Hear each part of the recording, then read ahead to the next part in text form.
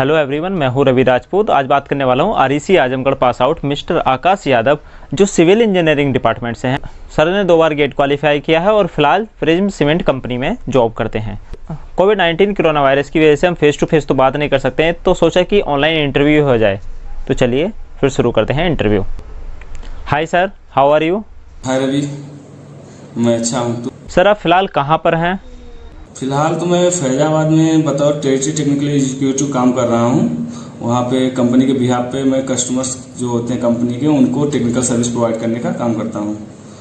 जो भी उनको सिविल इंजीनियरिंग से रिगार्डिंग उनको जो भी हेल्प चाहिए होती है, जो भी उनकी सीमेंट से रिलेटेड क्वेरी होती है, मेरी कंपनी के से रिलेटेड प्रोडक्ट्स के क्वेरी होते हैं, वो मैं उनको सॉल्व आउट करने की पूरी कोशिश करता हूँ। सर आपने 2 बार गेट क्वालिफाई किया है, तो about your GATE strategy and time table, तो सर आप अपनी गेट स्ट्रेटेजी और टाइम टेबल के बारे में भी बताइए। हाँ, गेट मैंने 2 बार क्वालिफाई जरूर किया है, but the rank was not as I expected. So मैं ये नहीं कह सकता कि मैंने गेट बहुत अच्छे से क्वालिफाई किया है। बस गेट क्वालिफाई करना अलग बात होती है। अगर आप अच्छा रैंक जब तक नहीं लाते गेट में, तो वो नंबर आपके कोई मायने में नहीं रहते। तो आपको गेट में रैंक तो लानी ही पड़ेगी। बिना रैंक के आपको कोई अच्छी जॉब या फिर अगर किसी अच्छे IIT सेमटेक करना है तो आपको अच्छी रैंक चाहिए ही चाहिए। तो मेन बात होती है कि आपने तैयारी के साथ साथ आपकी रैंक में कितना इम्प्रूवमेंट हो रहा है, ये आपको देख के चलना है आपकी तैयारी के वक्त। और आप कोशिश करिए कि अच्छी रैंक भी आए, क्योंकि क्वालिफाई करना तो अगर आप बेसिकली अगर कुछ नहीं करना है, आप गेट का सिलेबस आप देखते चलिए। गेट के सिलेबस के अकॉर्डिंग तैयारी करिए। आप देखेंगे कि गेट में कई सारे क्वेश्चन होते हैं, कई सारे टॉपिक्स होते हैं जो वही बार बार आते हैं। जैसे सॉइल हो गया, अपना ट्रांसपोर्टेशन हो गया और इन्वायरमेंट हो गया। अगर आप यही 3 सब्जेक्ट भी पढ़ लेंगे तब भी आपको इधर 20-25 सीधे बन जाते हैं। 15 नंबर तक के मैथमेटिक्स में आ जाते हैं। तो आपके डेफिनेटली 40 तक तो इन्हीं 3-4-5 सब्जेक्ट से बन जाते हैं। तो गेट क्वालिफाई करना बड़ी बात नहीं है। आप गेट क्वालिफाई तो कर लोगे, लेकिन एक अच्छी रैंक लाना ये दूसरी बात होती है। तो आपको गेट में क्वालिफाई भी करना है और अच्छी रैंक भी लानी है। स्ट्रेटेजी यार, मैंने कोई ऐसी स्पेशल स्ट्रेटेजी फॉलो नहीं की थी। बस ये देखता था कि सिलेबस में क्या है, और उस समय वैसे भी कॉलेज में था तो मैं ये देखते चल रहा था कि मुझको सेमेस्टर एग्जाम को भी ध्यान में रखते हुए चलना था। मुझे पता था कि कुछ ज़्यादातर सब्जेक्ट जो गेट के हैं और अपने सेमेस्टर के वो कॉमन है। तो मैं सबसे पहले वही टॉपिक पढ़ने की कोशिश करता था जो इम्पोर्टेंट है और गेट और कॉलेज में कॉमन है। मैंने मेडीजी का एक पोस्टर भी ले रखा था। मेडीजी के पोस्टर से ही मैं पढ़ता था। कभी कभी उससे सेमेस्टर एग्जाम देने में दिक्कत भी आती थी, बट मैं कोशिश करता था कि मेडीजी से ही पढ़ रहा था तो मेडीजी से ही पढूं। आप जाओगे वहाँ पे लाइब्रेरी है और कई सारी बुकें आपको सजेस्ट होंगी। तो अगर ज़्यादा बुकों के चक्कर में आप पढ़ेंगे तो आप भटक जाएंगे। आपको कोशिश करनी है कि जो बुक आप एक बार पढ़ रहे हो आप उसी को बार बार पढ़ो, क्योंकि अगर आप अलग बुक पढ़ोगे तो आप केवल कंफ्यूज होगे। आपको जितना आप प्रोडक्टिव स्टडी नहीं कर पाओगे। तो आप लोग कोशिश करो कि आपका जो बुक है वो एक ही हो। और आप अगर आप 3rd ईयर या फाइनल ईयर में तो कोई टेस्ट सीरीज ज्वाइन कर सकते हैं। और मैंने भी ज्वाइन किया था, जैसे मेडीजी का ही ज्वाइन किया था टेस्ट सीरीज। और आप चाहे तो IAS मास्टर, AS अकेडमी, जिसका भी ज्वाइन करना आप कर सकते हैं, किसी भी अच्छी कोचिंग का। और आप क्योंकि कोचिंग क्या होता है कि अगर आप टेस्ट सीरीज ज्वाइन करते हैं तो उसके साथ साथ आपको ये पता चलता रहता है आप गलतियां कहाँ कर रहे हो। तो जब जो गलतियां आपको फाइनल ईयर के बाद पता होनी थी वो आपको 3rd ईयर या फाइनल ईयर में ही पता हो गई। तो जब आपको 3rd ईयर या फाइनल ईयर में गलतियां पता हो गई तो अगर आप फाइनल ईयर में क्रैक कर गए तो ठीक है, नहीं तो अगर अगले साल आप तैयारी भी कर रहे हो तो आप उस साल आप ज़्यादा गलतियां नहीं करोगे। आपको पता होगा कि हाँ हम ये मिस्टेक करते हैं, तो आप उसको ध्यान में रखते हुए तैयारी करोगे। तो मेन स्ट्रेटेजी यही है कि आप लोग जब पढ़ाई करते वक्त एक टेस्ट सीरीज ज्वाइन कर लो। जब तैयारी कर रहे हो आप टेस्ट सीरीज जरूर ज्वाइन कर लो, कोई ना कोई, क्योंकि आपको खुद ही पता चलेगा। कई लोग तो ज्वाइन भी करते हैं लेकिन टेस्ट देने से घबराते हैं कि यार टेस्ट देंगे रैंक खराब आएगी। कोई बात नहीं है, आप टेस्ट सीरीज ज्वाइन करो, देखो जो भी रैंक आ रहे हैं उसको इम्प्रूव करने की कोशिश करो जल्दी से। अगर आपने कोई पेपर आपने 3 घंटे लगा दिए सॉल्व करने में, तो अगला कोशिश करो कि आपका वो 2 घंटे 40 मिनट में ही हो जाए, तो वो ज़्यादा बेटर है। तो आप लोग टेस्ट सीरीज ज्वाइन करिए। आप उसमें आपको दूसरे से रैंक भी पता चलेगी। कॉलेज में शायद इतना अच्छा अंदाजा नहीं लग पाता कि आपकी रैंक कहाँ है, आप कहाँ एग्जिस्ट करते हो। तो आप एक टेस्ट सीरीज ज्वाइन कर सकते हो। मेरी स्ट्रेटेजी प्लानिंग में तो सबसे पहला यही था कि मैंने एक अच्छे से कोचिंग का स्टडी मटेरियल परचेस कर लिया था। दूसरा, मैंने टेस्ट सीरीज ज्वाइन कर लिया था 3rd ईयर फाइनल ईयर में, तो मुझे आइडिया हो गया था गेट के क्वेश्चन आते कैसे हैं।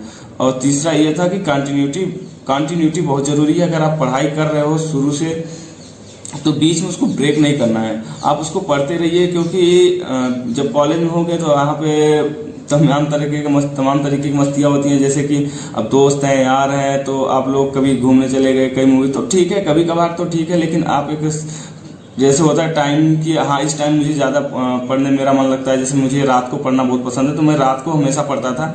अगर जो लोग कॉलेज से होंगे जानते होंगे, तो मैं रात को लगभग अगर हॉस्टल से निकलता था और क्लासरूम में जाके पढ़ता था, और सुबह हो जाती थी कभी कभी पढ़ते पढ़ते। तो आपको पढ़ाई हमेशा कंटिन्यू रखनी है, आपकी जो कंटिन्यूटी है उसको ब्रेक नहीं करना है। और एक तीसरा यही फंडा है, तो आप सीधे आप एक स्टडी मटेरियल परचेज कर लीजिए, आप एक टेस्ट सीरीज ज्वाइन कर लीजिए, और उसकी जो पढ़ाई है उसको कंटिन्यू रखिए। और कोशिश करिए कि जो सेमेस्टर का सिलेबस है और जो आपका टेस्ट गेट का सिलेबस है वो कॉमन हो, तो इजीली आप क्रैक कर जाओगे, और मुझे पूरी उम्मीद है कि अच्छी रैंक भी आएगी।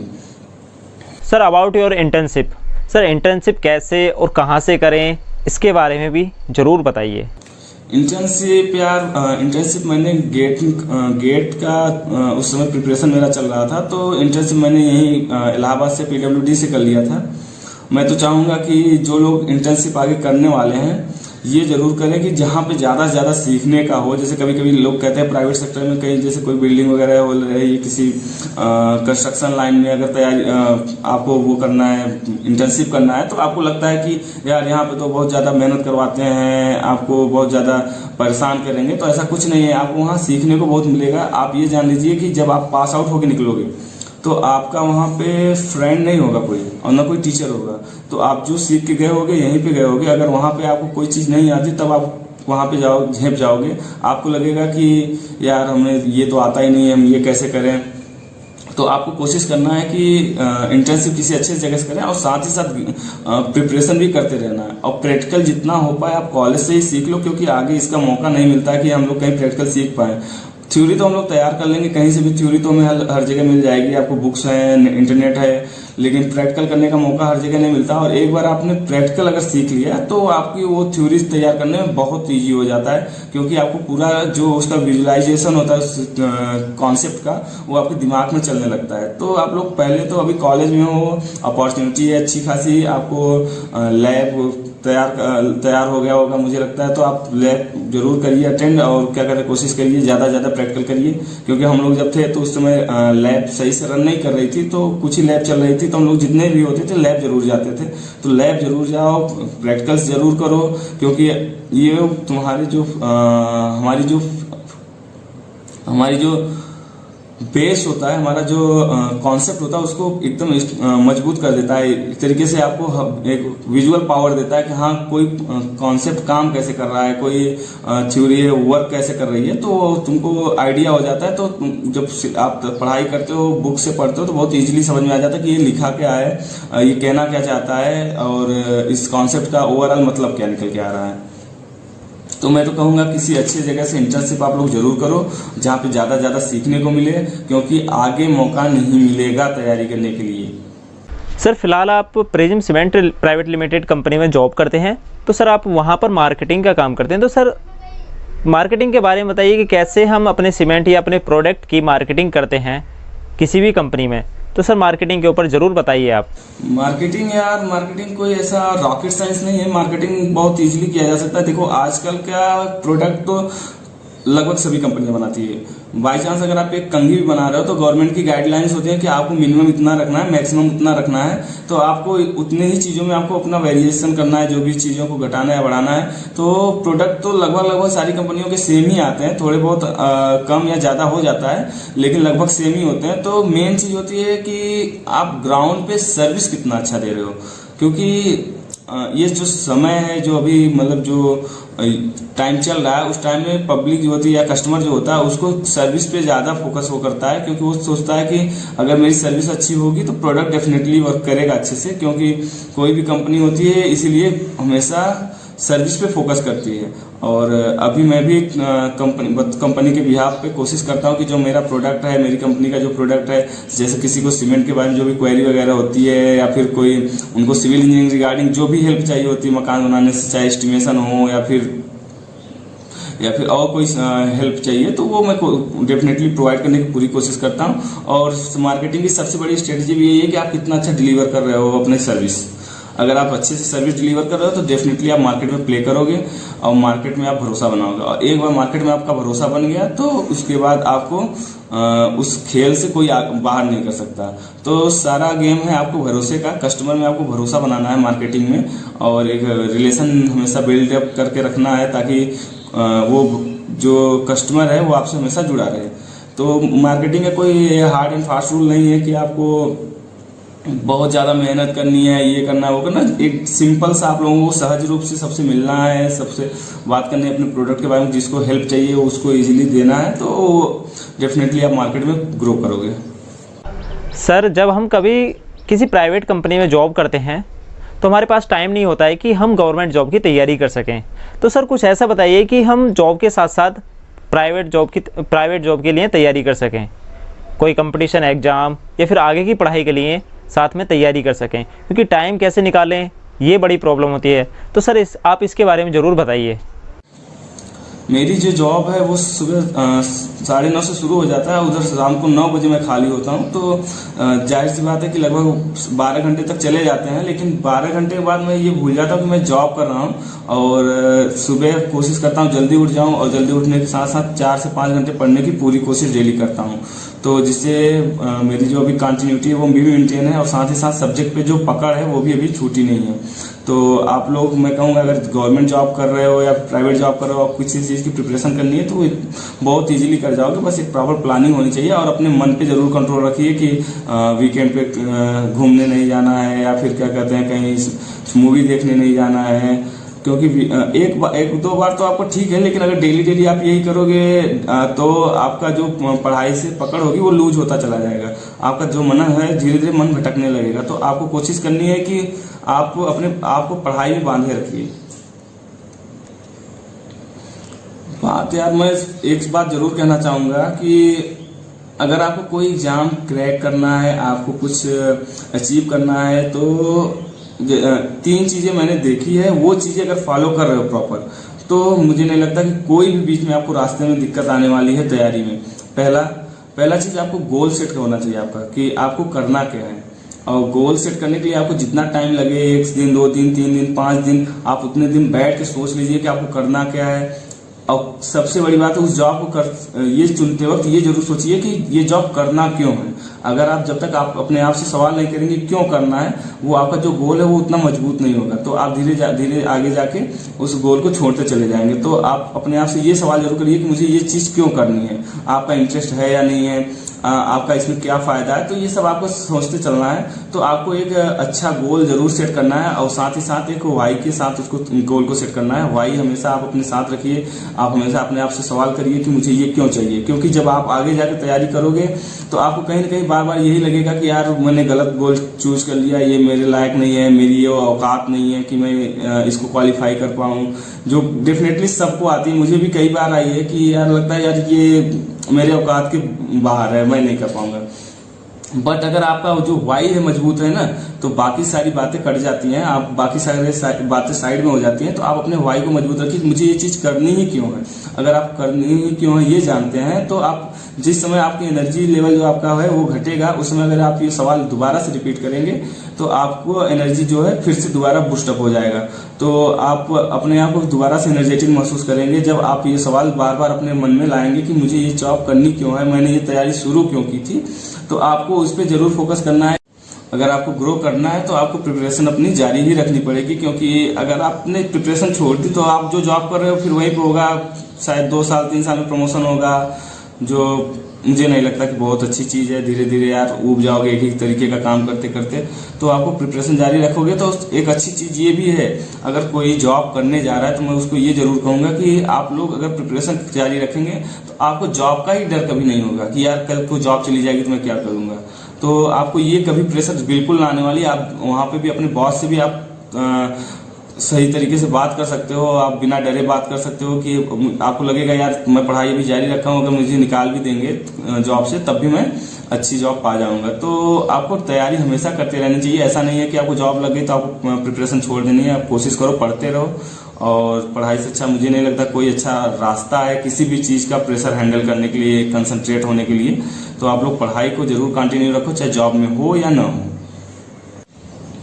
अगर आपका प्लानिंग और एग्जीक्यूशन अच्छा रहा तो आप कोई भी डेफिनेटली आप कोई भी एग्जाम क्रैक कर जाओगे, चाहे वो यूपीएससी हो चाहे गेट हो, आप कोई भी एग्जाम इजीली क्रैक करोगे। और आपका प्लानिंग और एग्जीक्यूशन आपको जॉब से ही सीखने को अच्छी खासी मिल जाती है, क्योंकि वहाँ पे आपको कंपनियां जो होती हैं, प्राइवेट सेक्टर जो होता है वो प्लानिंग पे ही चलती है। तो डेली बेसिस पे आपको प्लानिंग करनी होती है अपने जॉब में भी, तो आपको एक आइडिया लगने लगता है प्लानिंग किसी चीज की करते कैसे हैं। तो ये आपका जॉब का बहुत अच्छा फायदा हो जाता है। तो पहला फायदा जॉब में ये है कि आपको पैसे की दिक्कत नहीं आएगी। दूसरा फायदा आपको ये है जॉब में कि आपको प्रेशर नहीं होगा किसी चीज का। तीसरा ये है आपको कि आपको प्लानिंग और एग्जीक्यूशन आ जाएगा। तो आप इन तीनों को अगर सही तरीके से यूटिलाइज कर गए तो आप डेफिनेटली एग्जाम को क्रैक कर जाएंगे। और एक माहौल बना के तो रखना ही है आपको अपने हिसाब से, क्योंकि अगर पढ़ाई का माहौल नहीं होगा तो वहाँ पे सब आपको जो बाहर मिलेंगे वो कहीं ना कहीं आपसे फायदे के लिए जुड़े होंगे, वो अपने बिजनेस के पर्पज से जुड़े होंगे। तो आपको वो भी ध्यान रखना है कि आप उनके आप जो जॉब कर रहे हो उसको भी फुलफिल करना है। तो आप उसको करने के बाद आप उसको भूल जाइए और अपनी पढ़ाई पे ध्यान दीजिए। सर, कोविड-19 कोरोना वायरस जैसी महामारी बीमारी के बारे में हम कुछ कहिए, क्योंकि लोगों का माइंड ब्लॉक है कि कैसे अब क्या करें और क्या नहीं करें, क्योंकि ये बहुत तेज़ी से बढ़ रहा है। फिलहाल तो रिकवरी हो रही है, मरीज़ काफ़ी अच्छे हो रहे हैं, फिर ठीक ठाक हो रहे हैं, रिकवर हो रहे हैं। तो सर आप कोविड-19 के बारे में ज़रूर बताइए। तो आप लोग कोशिश करिए कि इस लॉकडाउन में जैसे सब जो बच्चे पढ़ रहे हैं वो भी अभी आगे जाके एग्जाम देंगे, और साथ ही साथ आपको भी एग्जाम देना है। तो अगर आपकी प्रिपरेशन अगर अभी कमजोर होगी तो उनको ये 3 महीने एक्स्ट्रा मिल जाएंगे जो आपके लिए बाद में मुश्किल खड़ी कर सकते हैं। तो आप लोग लॉकडाउन में कोशिश करिए, पढ़ाई का माहौल बनाए रखिए। और रही बात इसके स्ट्रेस की, जो कोरोना को लेकर दिन भर टेंस बनी रहती है, सब लोग सोचते हैं कि यार क्या होगा आगे, कैसे होगा, दिन भर लोग कोरोना का ही न्यूज देखते रहते हैं। तो इसका एक सिंपल सा 2 ही उपाय मैं बताऊंगा, सिंपल सा है और मुझे लगता है आप लोग ट्राई करो, बेहतर है। पहला कि अगर आप लोग योग करो तो सुबह मेडिटेशन वगैरह करो तो वो भी बेटर है, मेडिटेशन कर सकते हो सुबह आप। उसके बाद जो है कोरोना का जो न्यूज आता रहता है दिन पे भी, क्योंकि आप लोग देखेंगे यूट्यूब पे इस समय आर्टिफिशियल इंटेलिजेंस का जमाना है। तो अगर आप लोग जो चीज सर्च करते हो अगले दिन से वो अगली बार से वो वही चीज बार बार आपको यूट्यूब पे दिखाएगा। अगर आपने कोरोना गलती से सर्च कर दिया यूट्यूब पे तो आपको बार बार वही कोरोना के ही न्यूज आएंगे और आप वही देखते रह जाएंगे, आप उसमें कंस्ट्रेंट हो जाएंगे, आप उसमें बंध जाएंगे। तो जब आप उसमें बंध जाएंगे तो आप उससे बाहर निकलना आपके लिए मुश्किल हो जाएगा। तो वो यूट्यूब वाले होते हैं कि वो आपको ऐसे ऐसे वीडियो भेजते रहेंगे, फिर आपको लगेगा ये भी देखना चाहिए यार, आपके जो आपको रिकमेंड कर रहा है वीडियो। तो आप लोग कोरोना पे ध्यान ही नहीं देना है, आप लोग पढ़ाई की वीडियो सर्च करिए। जब आप एक बार पढ़ाई की वीडियो सर्च करेंगे, मोटिवेशनल वीडियो सर्च करेंगे तो आपको वैसे ही वीडियो रिकमेंड होंगे। तो वैसे ही वीडियो रिकमेंड होंगे तो आपका अपने आप माहौल बना रहेगा। और जो कोरोना का दिन भर न्यूज देखने से जो टेंशन बनी रहती है, एक डर सा बैठता चला जा रहा है मन में, वो आपका खत्म हो जाएगा और आपका जो फोकस होगा केवल पढ़ाई पे होगा। तो आपको जो कोरोना का न्यूज है वो बिल्कुल बंद कर देना है। आप घर पे रहिए। कोरोना का आपको भी पता है कि अभी कोई टीका या वैक्सीन तो बनी नहीं है, तो आप लोग कोशिश करिए कि स्टे होम, स्टे सेफ। इसके अलावा तो मुझे नहीं लगता कोई दूसरा उपाय अभी है। तो अगर आप पढ़ाई कर रहे हो तो ऑटोमेटिकली आप स्टे होम हो, आपको घर पे ही पढ़ना होगा, आप बाहर नहीं जा रहे तो सेफ भी हो आप। तो आपको एक पंथ दो काज वाली बात हो रही है, आपको एक साथ ही 2 चीजें मिल रही है, आपको घर पे भी हो, सुरक्षित भी हो, और दूसरी आपकी पढ़ाई भी चल रही है। तो आप लोग कोशिश करिए कि कोरोना की न्यूज कम देखिए और मेडिटेशन वगैरह कर लेंगे तो और अच्छा है। और साथ ही साथ आप अपनी पढ़ाई पे फोकस करिए। यूट्यूब पे वही चीजें सर्च करिए जो आपके रिस्पेक्ट में अच्छी हो, क्योंकि आप अगर यूट्यूब पे गलती से भी आपने कुछ सर्च किया तो अगले दिन से वो वही बार बार दिखाता है। तो आप लोग कोशिश करिए कि आप लोग एग्जाम से रिलेटेड चीजें सर्च किया कीजिए और पढ़ाई से रिलेटेड बातें सर्च किया कीजिए, जो कि क्योंकि बाद में आपको कोरोना खत्म हो जाएगा तब आपको एग्जाम देना ही देना है और ये कंपटीशन फिर शुरू हो जाएगा। तो आपको ये 3 महीने जरूर खलेंगे कि आपको लगेगा कि यार मैंने 3 महीने ये खराब कर दिया। अगर उस समय पढ़ाई की होती, अच्छा खासा टाइम था, तो आपको बहुत मदद मिलती। अंत में यही कहना चाहूंगा कि रवि ने बहुत अच्छा इनिशिएटिव लिया है, उसकी शुरुआत बहुत अच्छी है। तो अगर आपको रवि का वीडियो पसंद आ रहा हो तो आप उसके वीडियो को लाइक, शेयर और सब्सक्राइब जरूर करें। अगर वीडियो अच्छी लगी हो तो वीडियो को लाइक करें, कमेंट करें और अपना ओपिनियन रखें और नेक्स्ट वीडियो बताएं कि किस टॉपिक पर लाएं। और हाँ, चैनल को ज़रूर सब्सक्राइब करें और बेल आइकन को ज़रूर दबाएं, जिससे आने वाली वीडियो के नोटिफिकेशन आप तक पहुंच जाएं। थैंक यू दोस्तों, जय हिंद, जय भारत।